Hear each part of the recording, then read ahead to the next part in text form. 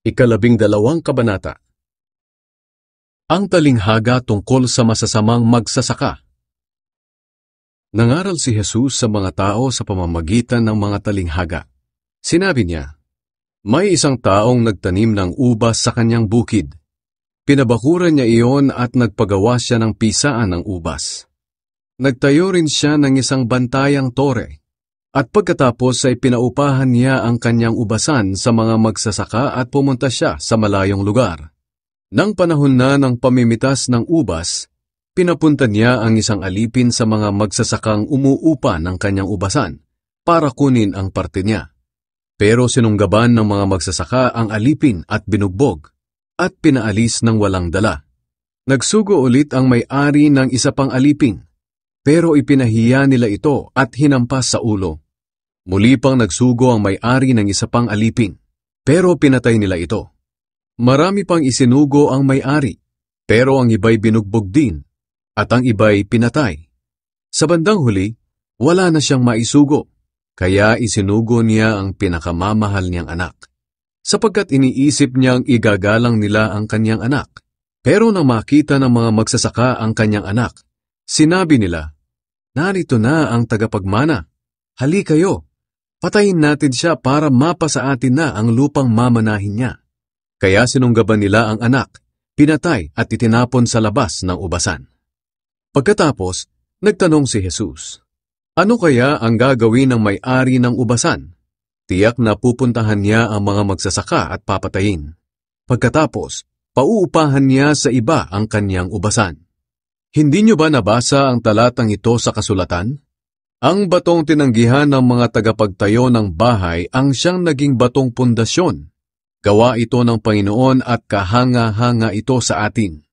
Alam ng mga pinuno ng mga Hudyo na sila ang pinatatamaan ni Jesus sa talinghaga na iyon. Kaya gusto nilang dakpin si Jesus, pero natatakot sila sa mga tao. Kaya pinabayaan na lang nila si Jesus at umalis sila.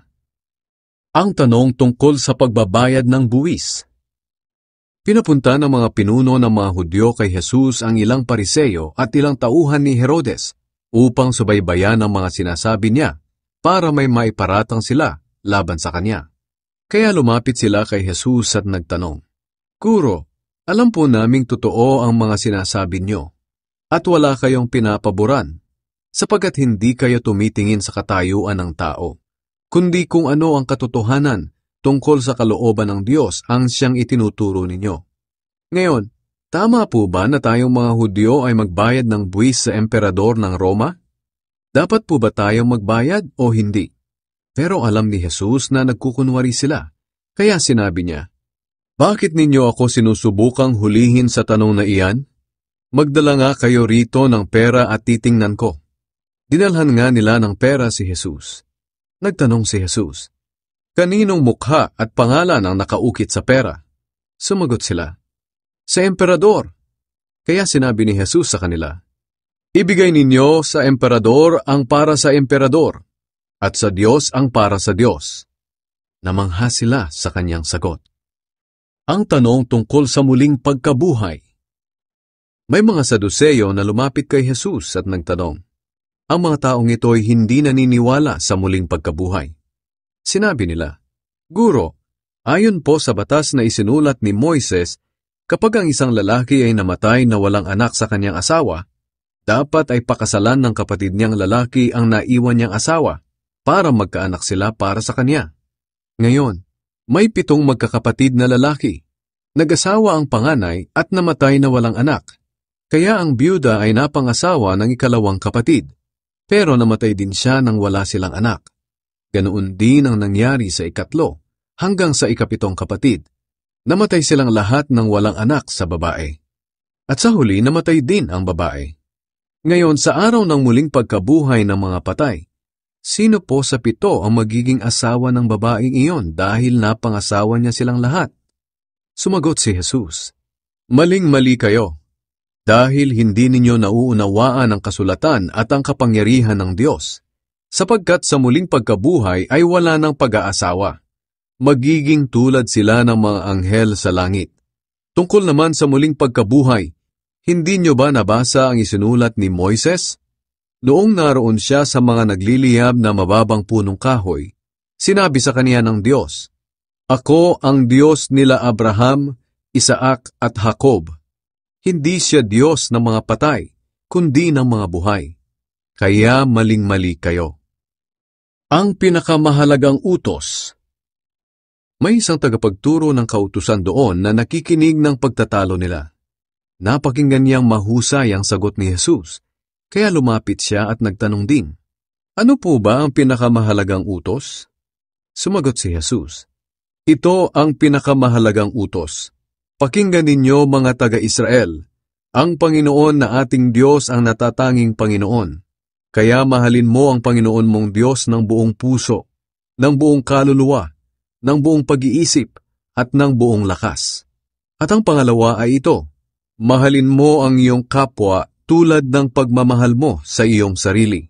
Wala nang ibang utos na higit pang mahalaga kaysa sa dalawang ito." Sinabi ng tagapagturo ng kautusan, "Tama po kayo, Guro. Totoo ang sinabi ninyo na iisa lang ang Diyos at wala nang iba.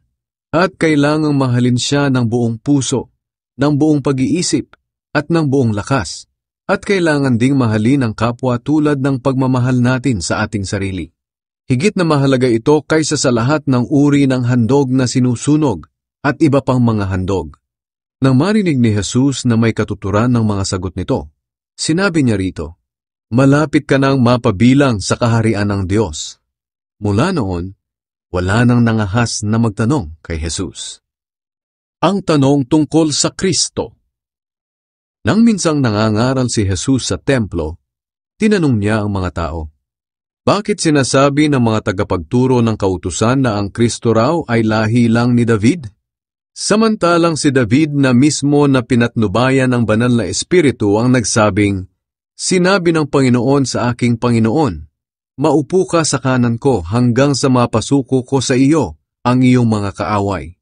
Ngayon, kung tinawag siya ni David na Panginoon, paano siyang naging lahi lang ni David?" Wiling-wili sa pakikinig ang mga tao kay Jesus. Babala laban sa mga tagapagturo ng kautusan. Sinabi pa ni Jesus sa kaniyang pagtuturo, "Mag-ingat kayo sa mga tagapagturo ng kautusan. Mahilig silang mamasyal na nakasuot ng espesyal na damit, at gustong-gusto nilang batiin sila't igalang sa mga mataong lugar. Mahilig silang maupo sa mga upuang pandangal sa mga sambahan at mga handaan.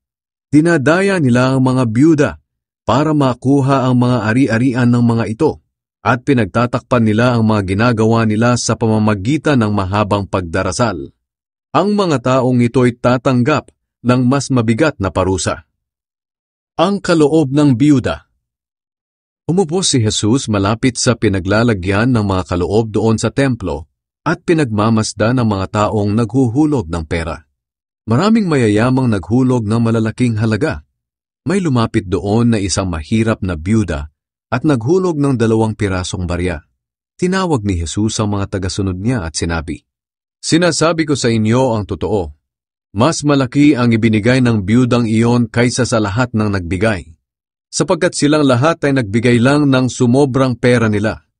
Pero ang byuda ay nagbigay sa kabila ng kanyang kahirapan. Ibinigay niya ang lahat ng kanyang ikinabubuhay."